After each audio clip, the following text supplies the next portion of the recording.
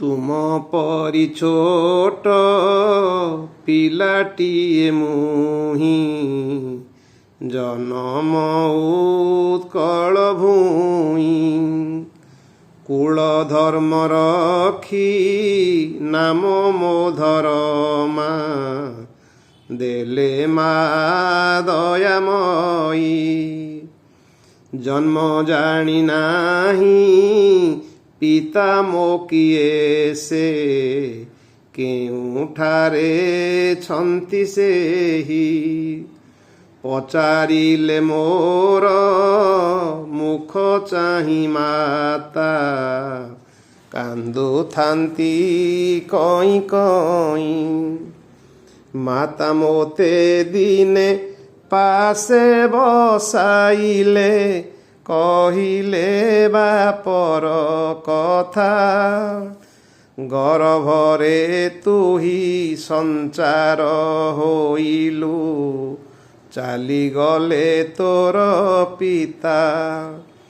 ନରସିଂହ ରାଜା ଦେଉଳ ଗଢ଼ନ୍ତି କାହିଁ ଦୂର ମୂଲ କରେ କୋଣାର୍କ କଳା ବିଖ୍ୟାତ ହୋଇବ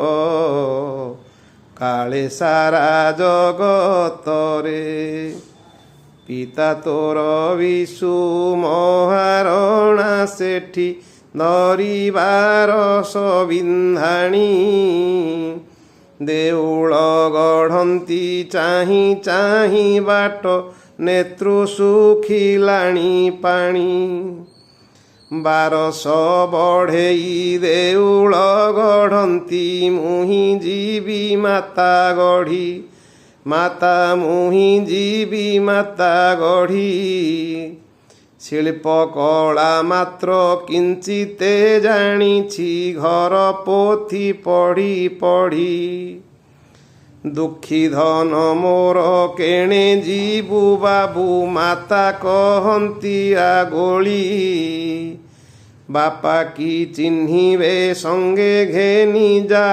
ଆମ ବାଡ଼ି ବର କୋଳି ବଳିଆ କୁକୁର ସଙ୍ଗେ ଘେନି ଯା ତୋ ବାପାଙ୍କ ଅତି ପ୍ରିୟ ପୁତ୍ର ପ୍ରାୟ ତାକୁ ସ୍ନେହ ପାଳିଥିଲେ ମନେ ପଡ଼ି ଆସେ ଲୁହ ବଳିଆ ପଛରେ ଧରମା ଚାଲଇ ଗାମୁଛାରେ ବର କୋଳି ଖୁଦ ଭଜା ଟିକେ ବାନ୍ଧି ଦେଲେ ମା ବାଟରେ ଖାଇବ ବୋଲି ଧରମା ଦେଖଇ କୋଣାର୍କେ ଯାଇ ଶିଳ୍ପୀ କୂଳ ଚିନ୍ତାଗ୍ରସ୍ତ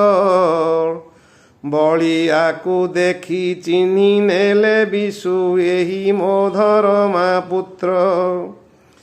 ପିତାଙ୍କୁ ହକାରି ଧରମା ପଚାରି ବୁଝିଲା ଶିଳ୍ପୀଙ୍କ ବ୍ୟଥା ମୁଣ୍ଡି ନ ମରିଲେ ମନ୍ଦିର ପ୍ରଭାତୁ କାହାର ନଥିବ ମଥା ଧରମା କହି ଚିନ୍ତା କର ନାହିଁ ମୋ ପରେ ଭରସା ରଖ ରାତି ନ ପାହୁଣୁ ମୁଣ୍ଡି ମାରି ମୁହିଁ ରଖିବି ତୁମ୍ଭର ଟେକ ଶିଳ୍ପଶାସ୍ତ୍ର କିଛି ମୁହିଁ ଜାଣିଅଛି ଦିଅ ମୁଗୁର ନିହାଣ ଶିଖାଇ ଅଛନ୍ତି ମା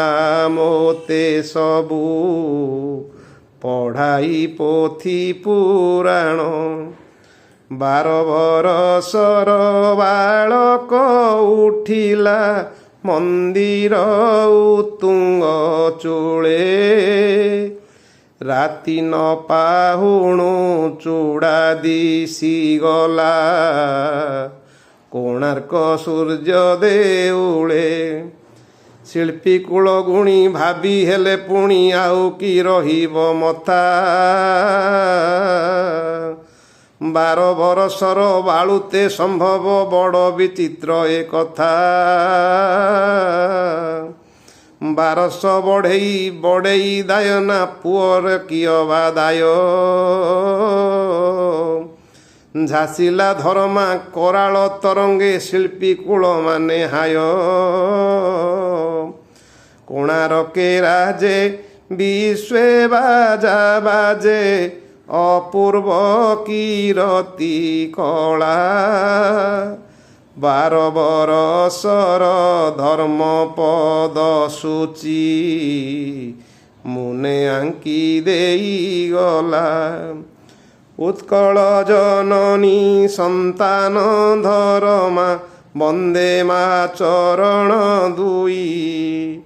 ଧନ୍ୟ ଲୋ ଜନନୀ ପୁତ୍ର ଧରିଥିଲୁ ନେତୃ ଲୁହ ଯାଏ ବୋହି।